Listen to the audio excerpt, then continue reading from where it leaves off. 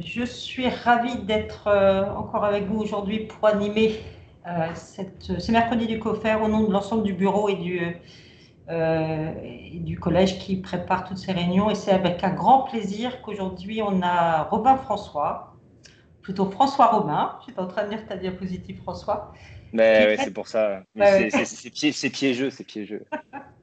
qui est maître de conf au CHU de Rennes et qui nous a fait le grand plaisir de nous proposer un sujet que je pense être très important et souvent peut-être un peu moins traité depuis quelques années. François va nous traiter du traitement médical des tumeurs osseuses bénignes. Et à nouveau, un grand merci François de nous permettre d'échanger sur ce sujet important.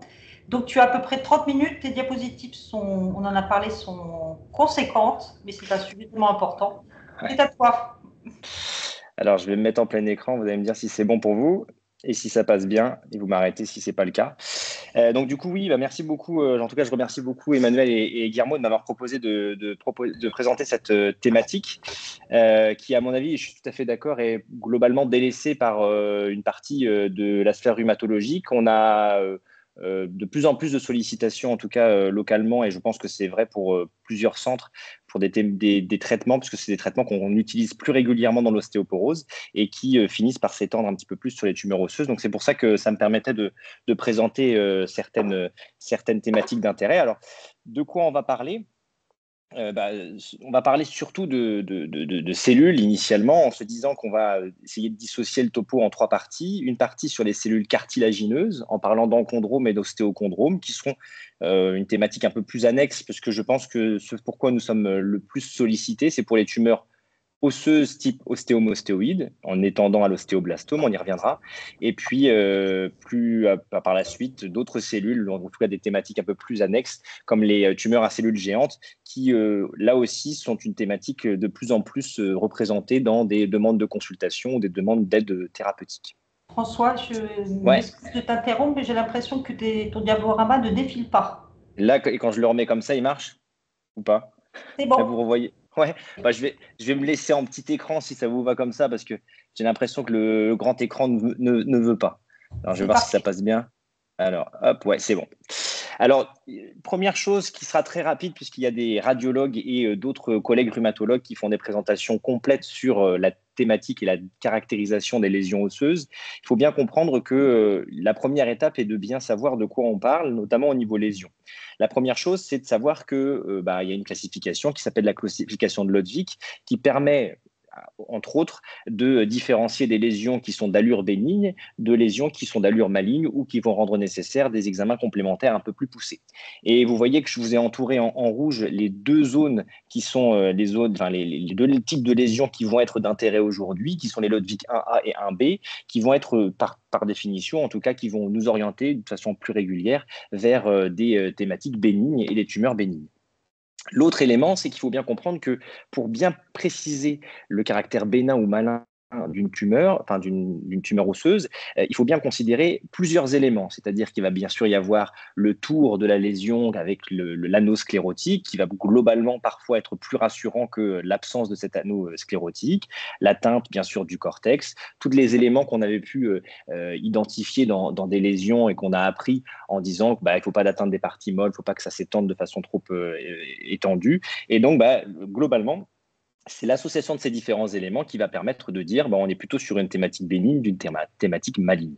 Et donc, si on prend quelques exemples, on va avoir une lésion à gauche qui va être une lésion un peu plus entourée et qui va être plutôt d'allure bénigne, et une lésion, alors qu'on voit en partie au niveau de la région métaphysaire basse, où on voit qu'il y a une disparition de la corticale et puis une extension corticale avec une atteinte potentiellement des parties molles associées, qui va là par contre nous inquiéter d'autant plus et nous orienter plutôt vers une thématique maligne.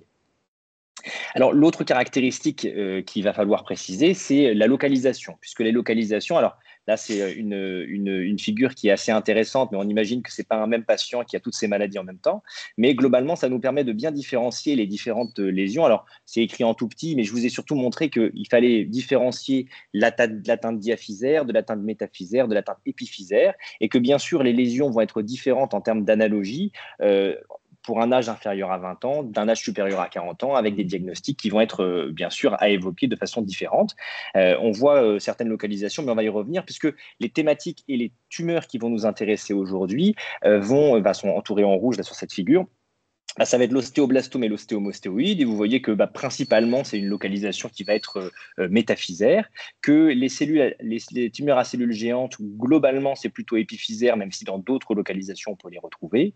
Enchondrome et ostéochondrome, ça va être d'autant plus métaphysaire ou diaphysaire, comme les tumeurs cartilagineuses classiques, et le kyste anévrismal, on y reviendra, ça sera le dernier élément sur lequel on reviendra, ça va avoir tendance à être potentiellement ubiquitaire, avec une atteinte diaphysaire peut-être plus rare.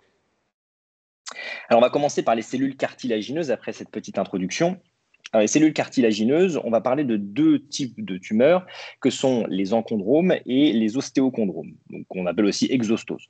Alors, les enchondromes, on prend par définition la maladie un peu plus, on va dire, schématique, qui est la maladie des enchondromes multiples, qu'on appelle la maladie de Ollier.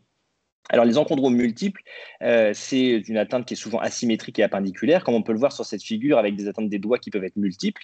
Et dans ces tumeurs, je précise bien ça, alors je ne reviendrai pas que sur toutes les mutations, parce que parfois c'est un petit peu rébarbatif, mais ça va avoir son intérêt, on va y revenir tout à l'heure. Dans ces lésions, on peut retrouver des mutations IDH1, plus ou moins IDH2 et plus rarement des PTH1R, mais plutôt IDH1 qu'il faut avoir en tête.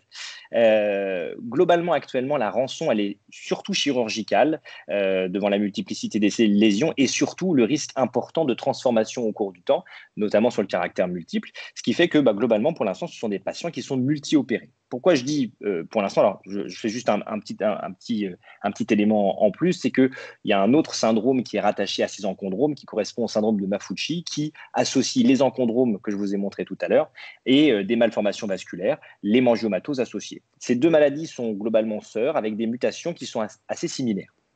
Et pourquoi je vous disais justement que pour l'instant, la seule rançon était thérapeutique chirurgicale, c'est qu'il y a eu un New England de 2023 qui a retrouvé des mutations IDH1, non pas au niveau de ces lésions, mais dans des gliomes cérébraux, sur lesquels il y a eu développement de médicaments, donc le vorasidenib et l'ivosidenib, il faut le dire vite, et c'est difficile à dire vite, mais globalement, ce sont des médicaments qui vont être inhibiteurs IDH1.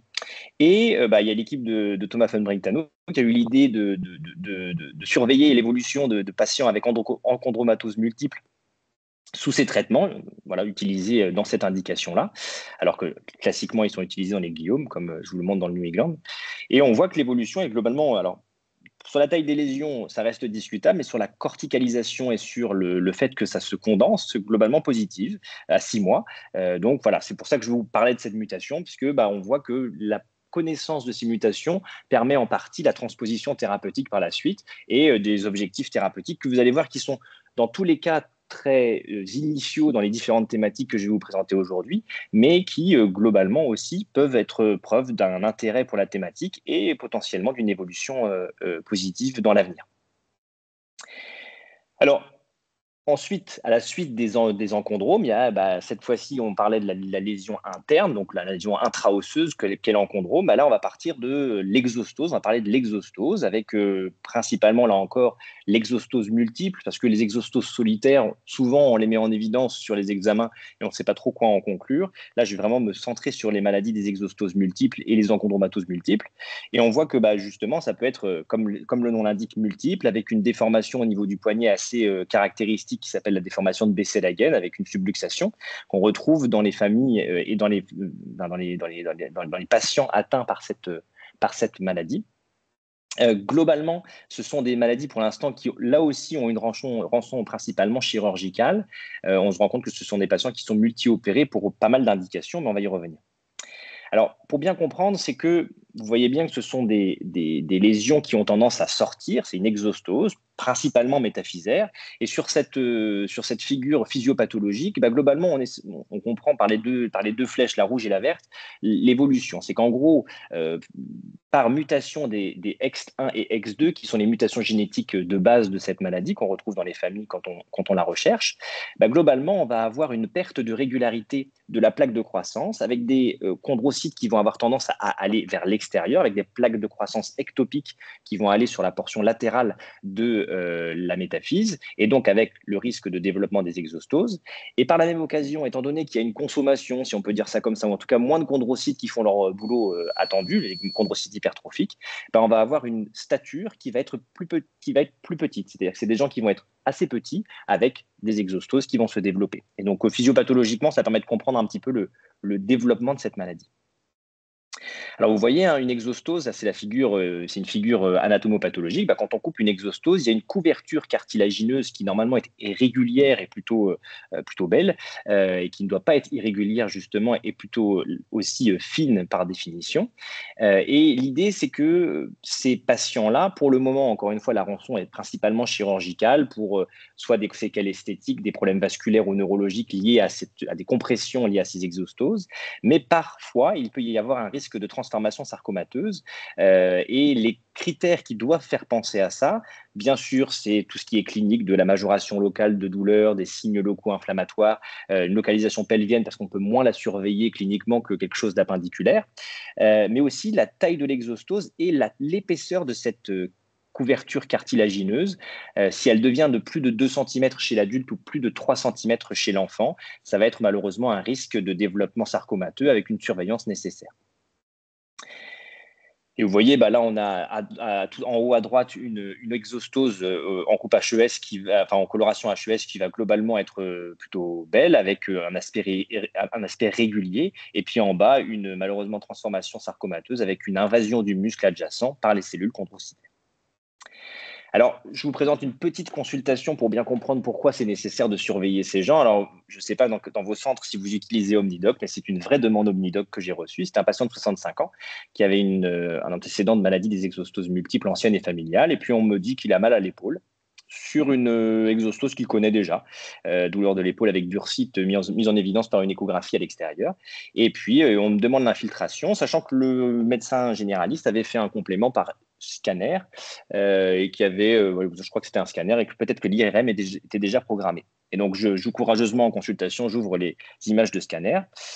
Et voilà ce que j'y vois, avec une lésion tout à fait énorme. Alors, j'avais été étonné de l'orientation. J'avais senti peut-être un peu le vent du boulet en voyant la personne rapidement, parce que pour les infiltrations, je dois vous dire, des infiltrations de bursite, je ne vois pas les gens dans la semaine, mais lui, je l'avais vu dans la semaine sur ce contexte d'exostose à cette localisation. Et vous voyez qu'il y avait une extension énorme chondrosarcomateuse sur une exostose ancienne que je n'ai jamais vue, puisqu'en fait, il n'y avait jamais eu d'examen réalisé, puisque le monsieur savait qu'il y a dans sa famille une maladie des exostoses multiples qui traînait, c'est souvent le cas, et on n'était pas allé chercher plus loin.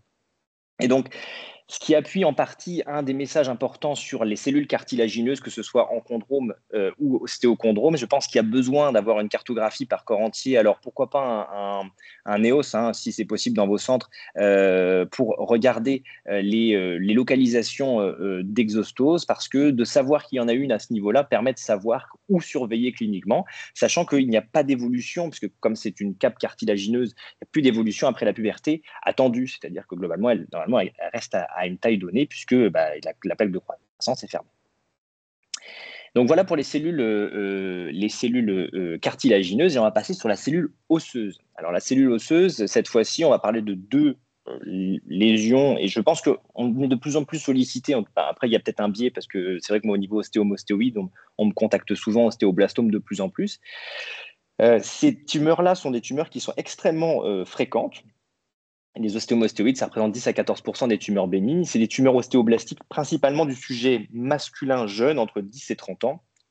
À des âges plus élevés, ça reste des diagnostics différentiels excessivement rares. Et souvent, en fait, on se rend compte que le diagnostic à la biopsie derrière, même si l'imagerie pourrait être potentiellement concordante, va vers d'autres diagnostics. C'est souvent difficile de conclure à ça. Globalement, ce sont des lésions qui sont souvent uniques, mais il y a quelques cas d'atteinte multiples, voire polyostotiques. Alors multiples au niveau de la même localisation et polyostotiques d'autres zones de l'organisme. Globalement, si on veut schématiquement différencier ces deux tumeurs, c'est très difficile au niveau histologique, parce que ça reste un continuum assez proche entre les deux tumeurs. Il y a certaines caractéristiques qui vont aller dans un sens ou dans un autre. Alors vous voyez l'ostéomostéoïde à gauche, qui va être de façon caractéristique cette lésion annulaire avec un caractère qui paraît très bénin en imagerie, un nidus central, on va y revenir, et une taille inférieure à 2 cm. C'est surtout ça qui est important, c'est la taille inférieure à 2 cm. Concernant l'ostéoblastome, c'est une taille plus importante avec plus d'atteinte axiale, puisque l'atteinte axiale représente quand même un tiers des cas dans la littérature, ce qui est important, et ce qui va être associé, comme je le mets sur la figure à droite, à des troubles de croissance et à des scolioses possibles chez l'enfant. Comme je vous dis, de 10 à 30 ans, l'atteinte, donc on peut avoir des troubles qui peuvent apparaître rapidement. C'est surtout la taille qui va faire la différence et la présence ou non de nidus, parce que l'extension de l'ostéoblastome rend difficile souvent l'observation du nidus. L'autre élément sur lequel je voudrais appuyer, c'est que je vous ai pris quelques images de cas que j'ai pu suivre dans le service. Vous voyez que quand ceux-ci sont juxta-articulaires, qui souvent est une indication, la localisation juxta-articulaire, une indication à une consultation rhumatologique. Alors, pour des idées peut-être fausses, et ça c'est une grande discussion qu'on a pu avoir avec les radiologues chez nous et avec d'autres radiologues, de dire que de chauffer et de faire un traitement radiologique avec la possibilité de faire une radiofréquence va avoir le risque éventuellement d'induire une chondrolyse si on va trop chaud à proximité du cartilage. Ça, c'est très discutable parce qu'il y a certaines sondes qui nous permettent de surveiller la température. Pour autant, moi, c'est vrai qu'on m'oriente souvent des patients ayant un ostéomostéoïde juxta-articulaire pour essayer les biphosphonates, on va y revenir, afin d'éviter toute toxicité, que ce soit chirurgicale ou radiologique. Et globalement, ce que je voulais appuyer, c'était surtout le fait que quand on a une monoarthrite récidivante du sujet jeune, c'est aussi un des éléments qu'il faut avoir en tête en se disant pourquoi pas une lésion osseuse sous-jacente, pourquoi pas un ostéomostéoïde qui pourrait expliquer cet épanchement récidivant, avec certaines études qui ont ponctionné le liquide qui est globalement plutôt mécanique quand on le ponctionne. Mais vous voyez que ce soit sur la hanche, que ce soit sur la cheville en coupe écho ou en coupe IRM, on voit qu'il y a un épanchement réactionnel qui se met en place. Et souvent, les gens viennent vous voir après avoir eu 1 ou 2 gestes d'infiltration qui n'avaient pas été efficaces parce qu'on n'avait pas traité la cause sous-jacente osseuse. Alors, au niveau histologique, c'est ce que je vous disais. Pourquoi je mets cette petite chose? Alors, il y a plusieurs éléments. Comme je vous ai dit, l'ostéomostéoïde, c'est un nidus central avec des ostéoblastes qui sont majoritaires et c'est très vascularisé. Mais il y a 2 éléments qui sont importants pour comprendre la douleur et pour comprendre l'intérêt du traitement médical. La première chose, c'est que ce sont des tumeurs qui sont très riches en prostaglandine, ce qui explique grandement l'efficacité des anti-inflammatoires. On a souvent retenu que l'ostéomostéoïde, c'était la tumeur du sujet jeune, près du genou, loin du coude, très sensible aux anti-inflammatoires avec des réveils nocturnes. Ça explique en partie cette sensibilité.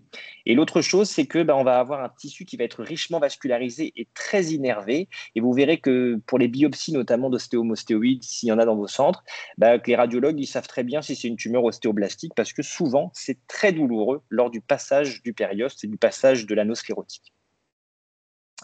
Et donc, une des thématiques qui avait, un des traitements qui avait été évalué était les biphosphonates, avec l'équipe de Valérie Bousson qui avait fait un très beau travail en 2016, qui avait ouvert la porte à l'utilisation des biphosphonates dans le cadre de ces tumeurs pour des localisations embêtantes, juxta-articulaires ou difficilement chirurgicales ou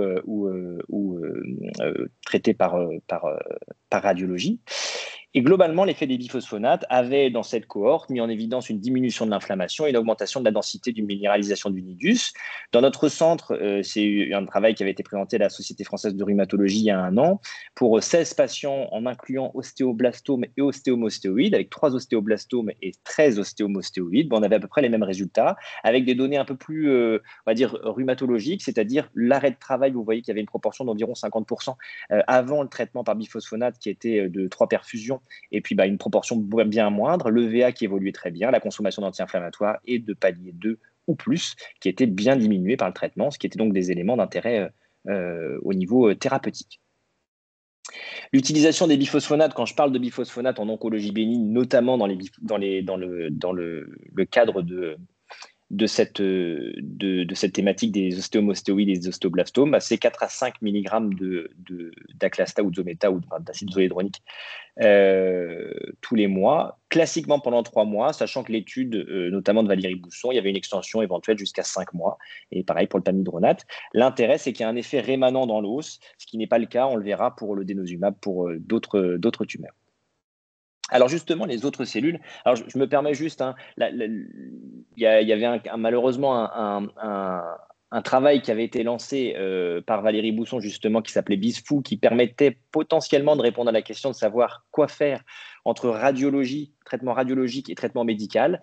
Malheureusement, il n'y a pas eu un recrutement suffisant. C'était justement un comparatif entre les deux voies. Bon, il y a eu 15% seulement de l'effectif attendu. Et donc, ça n'a pas permis de répondre à la question. Dans la période Covid, ça avait été difficile de recruter.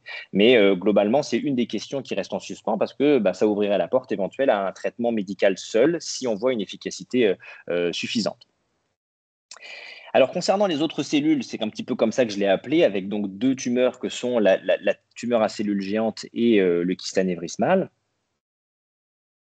Alors, j'ai commencé par la tumeur à cellules géantes parce que c'est probablement une des thématiques sur lesquelles on est le plus sollicité actuellement et où on ouvre la porte à l'utilisation du dénosumab et on va rencontrer les patients soit pour la mise en place du traitement, soit pour la surveillance post-traitement, ce qui peut être aussi un problème parce que souvent le traitement est mis en place de façon un petit peu itérative au départ de la maladie en disant on ne peut pas faire autre chose donc on met du dénosumab. Et nous, on l'a découvert, on a pu mettre en évidence cette thématique exclusivement sur des suivis de traitement initialement où on voyait que les gens étaient laissés un petit peu derrière avec un arrêt de traitement qui peut être quand même risqué dans le dénosumab, notamment sur le risque de cascade fracturaire et d'hypercalcémie. Globalement, au niveau physiopathologique, le problème, c'est la cellule stromale. Ça a été marqué sur cette figure. Le problème, c'est la cellule stromale qui est mutée, qui va avoir une mutation qui s'appelle la mutation H3F3A, qui va prendre comme cellule d'action l'ostéoclaste, qui va devenir géant, d'où le nom, cellule géante, et qui va induire le délabrement local. Mais vous avez bien compris que le problème était plutôt en amont, dans la cellule stromale. Et pour l'instant, ce qu'on fait, c'est qu'on utilise les anti-rancligants et les anti-résorbeurs pour bloquer l'action de la cellule actrice, qu'est l'ostéoclaste, sans agir sur la cause de la maladie. Globalement, vous voyez sur cette figure qui avait été faite dans le labo Numécan à Rennes, vous voyez que les cellules violettes, ce sont les cellules qui sont les cellules géantes et qu'on a en bleu les cellules qui vont être les cellules stromales qui potentiellement sont les plus méchantes des deux. Alors, pour l'instant, il faut bien le rappeler, la tumeur à cellules géantes, le traitement, c'est la chirurgie. Et la chirurgie qui doit être rapide si possible, parce que c'est une cellule, une tumeur qui va être très rapidement délabrante. La place du rhumatologue, c'est si la chirurgie est impossible, délétère ou en pré-chirurgie, s'il y a une indication retenue par le chirurgien, et on va y revenir, notamment pour avoir une chirurgie derrière qui soit moins délétère. Et puis, là-dessus, se pose la question du traitement anti-résorbeur en agissant donc sur cette cellule géante qui est un ostéoclaste-like. Alors, biphosphonate, globalement, qu'on peut retrouver dans la littérature et ce qu'on peut ressortir, c'est qu'il y a eu des études ouvertes, que ce soit pour des BP oraux ou des BP IV en adjuvant toutes les 3 semaines, 4 mg. Puis ensuite, une étude randomisée multicentrique que j'ai marqué, dont j'ai mis les résultats en dessous. Ce qu'on peut voir, c'est qu'il n'y a pas d'effet sur la taille tumorale et assez peu d'effet sur le risque de récurrence des biphosphonates. Ce qu'il faut quand même retenir, je pense, de toutes ces études sur les biphosphonates, c'est qu'il existe un effet sur la douleur. Et ça, c'est extrêmement important de l'avoir en tête. C'est-à-dire que quand même, ça reste des indications parfois pour des patients qui ont des douleurs intenses, potentiellement en pré-chirurgie ou discuté en post-chirurgie, mais ça reste un traitement qui est efficace sur les douleurs. Pour le dénosumab, parce que il faut imaginer que si le RANC est une cause et a un rôle important dans la physiopathologie de ces tumeurs, on s'est posé la question très rapidement du dénosumab. Globalement, il y a eu des études de phase 2 dès 2013 qui ont montré, alors il y avait 3 cohortes, une troisième cohorte dont je ne vais pas parler parce qu'à mon avis, elle ne sert pas à grand-chose, la cohorte 3, mais par contre, cohorte 1 et cohorte 2 qui correspondent à des patients, 170 patients ayant des tumeurs à cellules géantes non chirurgicables, donc on ne peut pas les enlever, et d'un autre côté, 101 patients qui vont avoir, eux, la possibilité d'avoir une chirurgie qui d'ailleurs est prévue, et dans l'intervalle, on met en place le traitement par dénosumab. Qu'est-ce que ça répond ? La première chose, c'est qu'il n'existe pas d'effet sur la récurrence. Bon, il n'y a pas globalement de grande différence entre les groupes, ce qui est une première bonne réponse. La chose majeure, à mon avis, qu'il faut avoir en tête, c'est ce qui est encadré en rouge à droite, qui montre que, en fait, sur les chirurgies qui étaient prévues, il y en a seulement 26 qui ont été réalisées. Quand on doit être à 9 mois de suivi sur l'arrêt de cette première étude, et surtout que 16 sur 26 des chirurgies ont fini par être moins délabrantes que prévu. Donc ça, c'est assez important. Ça veut dire que le traitement en attente de la chirurgie aurait eu tendance à faire régresser le grade de chirurgie en allant plus vers des curetages, pourquoi pas, ou mise de cimento. Il y a eu une extension à cette étude en 2019, toujours dans le Lancet, qui disait que globalement, à l'arrêt, malheureusement, donc pendant le traitement par denosumab prolongé, il ne se passe pas grand-chose, ça reste globalement stable. Quand on arrête, il y a malheureusement un risque de récidive ou de progression dans 46% des cas dans le bras de cohorte 1, c'est-à-dire ceux qui avaient une chirurgie impossible, et ça dans les 3 ans. L'autre élément, c'est dans le bras de chirurgie possible, prévue, et donc qui a eu lieu, il y a quand même 41% de récidive ou de progression dans les 3 ans. Donc, globalement, on a l'impression que le traitement par denosumab, il a l'air d'être suspensif pendant son utilisation, avec un risque, malheureusement, à l'arrêt de récurrence, qui représente en effet 40% des malades, en gros 40-45% des malades, mais les autres n'ont pas de récurrence. Donc, c'est aussi quelque chose qu'il faut retenir. Alors, un exemple très local de Rennes, où vous voyez qu'il y avait une tumeur à cellules géantes au niveau du coude qui s'est condensée et qui a permis une chirurgie secondaire en utilisant une des travées osseuses qui a été recréée, entre guillemets, par le denosumab, ou en tout cas la condensation qui a été refaite par le denosumab, ce qui fait qu'on a pu réséquer, le chirurgien a pu réséquer une partie de la tumeur afin d'avoir un coude qui soit esthétiquement plus beau. Autre utilisation, notamment en pré-chirurgie, une patiente actuelle ou une tumeur à cellules géantes de L3, où globalement on met en place le traitement par denosumab depuis 6 mois en pré-chirurgical afin de, normalement, ou en tout cas essayer de minimiser le caractère délétère de la chirurgie. Ça a été une découverte sur une cruralgie qui depuis a disparu avec une disparition de la consommation des antalgiques. Donc dans l'intervalle, on a en plus un effet algique intéressant. Alors, je vous ai mis cette belle figure pour le kyste anévrismal. Pourquoi je vous mets cette figure? Alors déjà, pour ceux qui veulent l'utiliser, je vous ai même dit quel type de chewing-gum a été utilisé pour faire le record du monde de la plus grosse bulle de chewing-gum sans l'aide des mains. Je n'imaginais pas qu'on pouvait avoir ça. Et ça date de 2004, donc à nous de faire mieux. Pourquoi je mets cette bulle de chewing-gum? C'est parce que le kyste anévrismal, par définition, moi je le considère comme un chewing-gum, c'est-à-dire qu'on a une lésion de base et qu'il va ensuite se développer comme une bulle de chewing-gum va avoir un rôle très délétère avec des cellules qui ressemblent aux cellules géantes, c'est-à-dire qu'on va avoir un aspect délabrant et ostéoclaste-like. Globalement, ce sont donc des lésions délabrantes, d'étiologie indéterminée avec des niveaux hémorragiques intralésionnels qui sont caractéristiques. On retrouve des ostéoclastes qui sont géants et hyperactifs. Il y a un marqueur d'intérêt qui ressort dans la littérature de plus en plus, qui est USP6. Pourquoi? Parce qu'il permet de faire la différence entre des kystes anévrismaux qui sont primitifs de secondaires. Qu'est-ce que ça veut dire?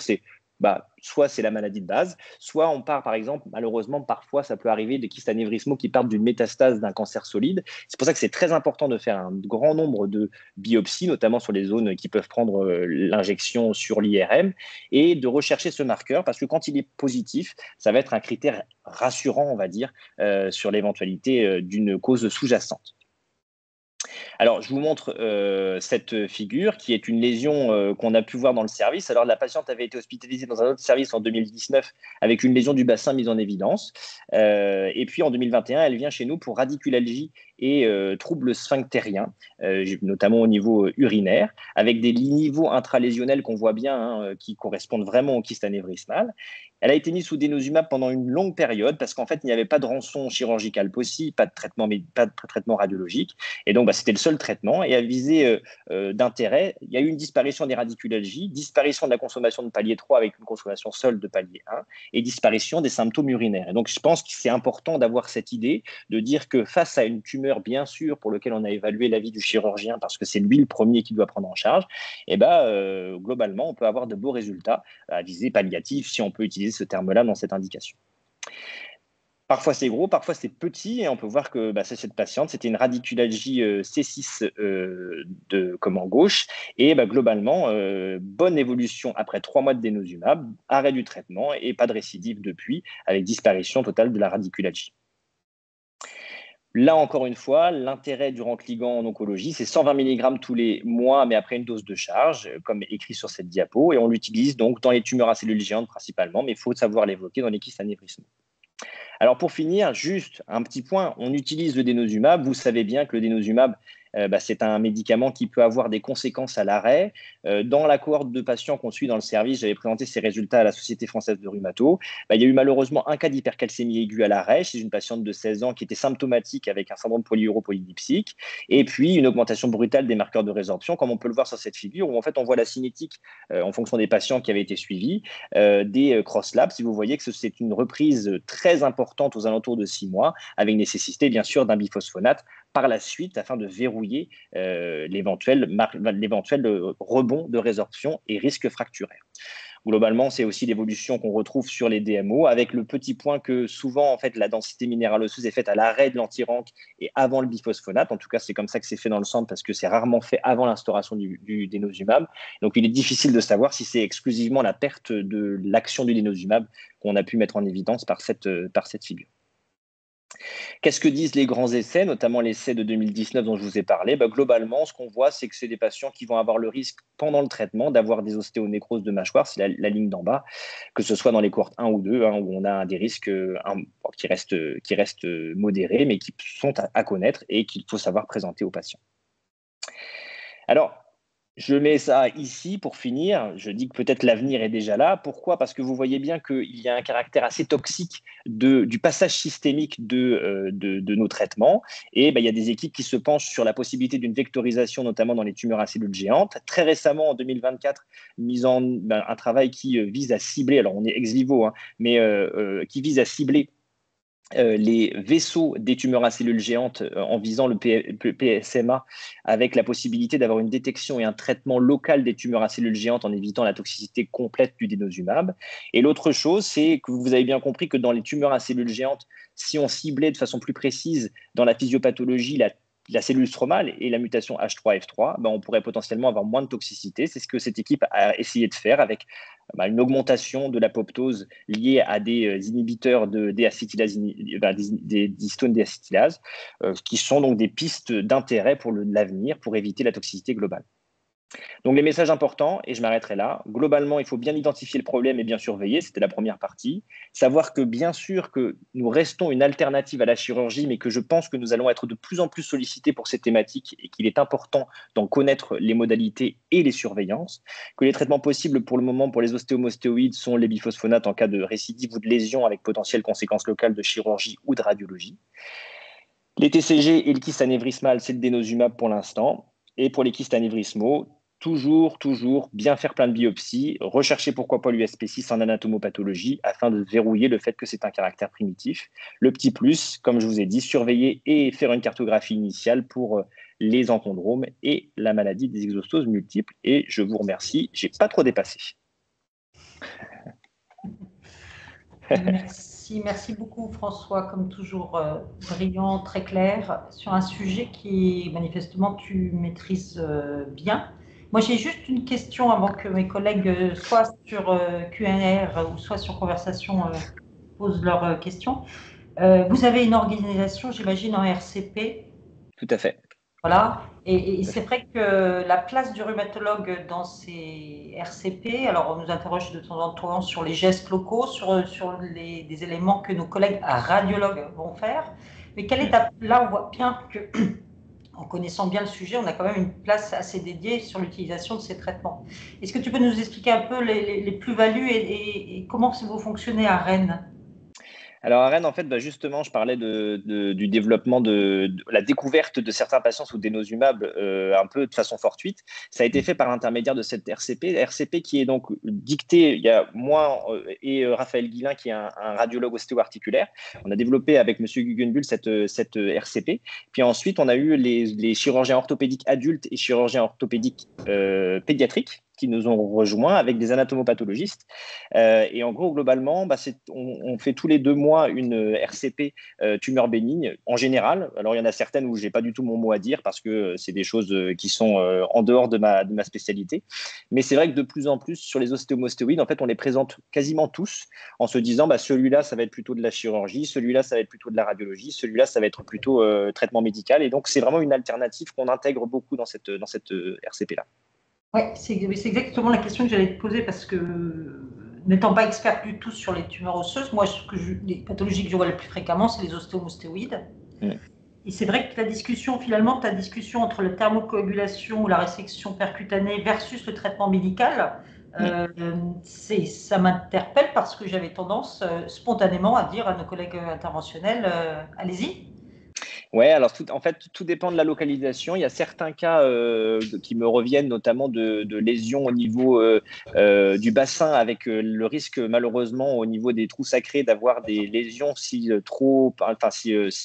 radiofréquences trop importantes. Donc là-dessus, on a utilisé les biphosphonates. Je pense que c'est une alternative. J'aurais vraiment voulu et j'aurais vraiment été très intéressé de la conclusion du travail de Valérie Bousson pour savoir le comparatif entre le côté radiologique et le côté médical, d'autant plus que chirurgie, en ressenti en tout cas, il s'extrait de plus en plus de l'ostéomostéoïde qui est exclusivement radiologique maintenant en prise en charge. D'accord. Eh ben, merci beaucoup. Bah, écoute, je pense que tu as convaincu tout le monde. C'était tellement clair que… Ou endormi tout le monde. Je peux le voir comme ça. Je ne crois pas. Écoute, au nom du COFER et puis de tous les participants qui étaient présents et nombreux, je te remercie à nouveau beaucoup, François, de ta participation à ces enseignements du COFER et puis pour ton exposé. Merci beaucoup. À bientôt. Merci, bonne journée. Au revoir. Au revoir.